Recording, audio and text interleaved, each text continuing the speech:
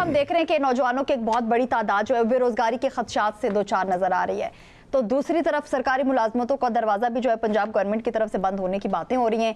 और तीसरी तरफ हम ये भी देख रहे हैं कि हमारा जो मुल्क है पाकिस्तान जो है बड़े बड़े आलमी बहरानों का हल करने में भी मसरूफ नजर आ रहा है। क्या कहेंगे इस पर? देखिए, आलमी के ऊपर बहुत दफा बात कर लिया आकाशा जी, हर दिन हर एक ही चीज के ऊपर बात, मतलब हम बाहर के हालात जो है उनको सुधारने की कोशिश कर रहे हैं, आलमी बहरानों का हल निकालने की कोशिश कर रहे हैं, अपने मुल्क के ये हालात हैं। लेकिन इससे एक चीज तो साबित होती है कि अगर आप आलमी इतने बड़े बड़े जो इतने पेचीदा मसाइल हैं उनको हल कर सकते हैं तो आप अपने मुल्क के कर सकते हैं, लेकिन आप करना नहीं चाहते। क्यों नहीं करना चाहते? उस चीज़ का फ़ायदा कौन उठा रहा है, ये एक बड़ा सवाल है। और ये अवाम को खुद से भी सोचना पड़ेगा कि भाई इन हुक्मरानों के पीछे लग के आप लोग अपनी ज़िंदगियां तबाह कर लेते हैं, लेकिन अपने हकूक़ के लिए कब आवाज़ बुलंद करना सीखेंगे? मतलब कितनी मैं आप जब बाकी लोग कितना बात कर लेंगे और हमारी बात का उन पर कितना ही असर हो। उनको पता है रोज़ ये टॉक शोज होते हैं, वही बातें होती हैं, करते हैं, निकल जाते हैं, चुप कर जाते हैं, क्योंकि हमारी आवाम ने तो निकलना नहीं है, ना ही उनको असर होना है। देखिए, यूथ ना एक बहुत अहम किरदार अदा करती है किसी भी मुल्क की तरक्की में, और आपकी यूथ तो आप देखिए, आप उस यूथ को कहाँ पे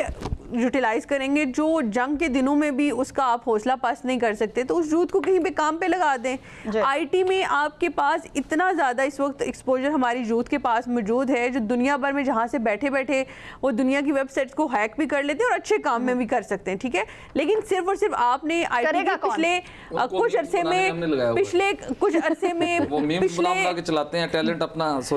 अपना जो वहाँ पे दिखाते हैं। असगर साहब, ये चीज़ तो है, लेकिन उसको छोड़ देना, थोड़ी सीरियस बात करें। हम अपनी सीरियस बात, यही तो मसला है कि हम खुद भी उन चीजों को ना फन में ले जाते हैं। जवाब दे रहा हूं ना भाई। किरण, इस वक्त हम देख रहे हैं कि डोनाल्ड ट्रंप साहब जो हैं एक तरफ ये कह रहे हैं कि भाई ठीक है मैं जीत गया, रिजीम चेंज हो गई, ईरान को तबाह बर्बाद कर दिया, ईरान ने हमारी जितने भी शराइत थी उनको मान लिया। तो दूसरी जानिब हम देख रहे हैं कि पहले भी उन्होंने आर्मी चीफ ऑफ स्टाफ को इस्तीफा देने पे मजबूर किया था, अब आज एक और नया इस्तीफा जो है वो भी हमारे सामने, अमरीकी बहरिया के जो सेक्रेटरी हैं उनको फारिग किया गया है। खौफ में तो वो हैं, भुखलाहट का तो शिकार है, क्या कहेंगी? बिल्कुल आकाशा, जो आपने एग्जांपल दिए हैं, हम पहले भी बहुत बार अपने इन्हीं प्रोग्राम्स के अंदर बात कर चुके हैं कि ट्रंप साहब के जो बयानात हैं, तज़ाद हैं, वो इस सारी सूरत हाल को मज़ीद कशीदा करते हुए हमें दिखाई दे रहे हैं। ख़ास करके जो ईरान का मसला है वो इसी वजह से हल नहीं हो रहा। देखिए, बाकी जो टेक्निकल चीज़ें हैं अगर उसमें देखा जाए तो 90% तो दोनों ममालिक एक दूसरे के साथ एग्री हैं एग्रीमेंट करने के लिए, लेकिन मसला कहाँ पे आ रहा है? सिर्फ और सिर्फ ज़ुबान और मुँह की जो बंदिश है ना, वो नहीं हो पा रही ट्रंप साहब की जानिब से। और असल मसला फिर जब ईरानी कहते हैं कि आप जब आए रोज़ नए बयानात देते हैं, धमकियाँ देते हैं और फिर नाके लगाते हैं, और ऐसे में आप फिर बात करते हैं मुज़ाकरात की टेबल पे बैठने पे, तो फिर हम कैसे ही मुज़ाकरात कर सकते हैं? आप दिन को और बयान देते हैं, सुबह और बयान देते हैं, तो ये सारी चीज़ें जो हैं फिर सारी सूरत हाल को मज़ीद कम्प्लेक्स बनाती हुई हमें दिखाई दे रही हैं। और ख़ास करके आपने खुद ही बताया जो अमेरिका के जो नेवी के सेक्रेटरी हैं उनको भी जो है इस्तीफ़ा दिलवाने पर मजबूर कर दिया गया। तो ये सारी चीज़ें जब आप कहते हैं कि जी हमने ईरान को बिल्कुल तबाह बर्बाद कर दिया है, हमने उनकी नेवी को तबाह कर दिया, एयरफोर्स को तबाह कर दिया, ऑयल रिफाइनरी ख़त्म कर दी है, सारी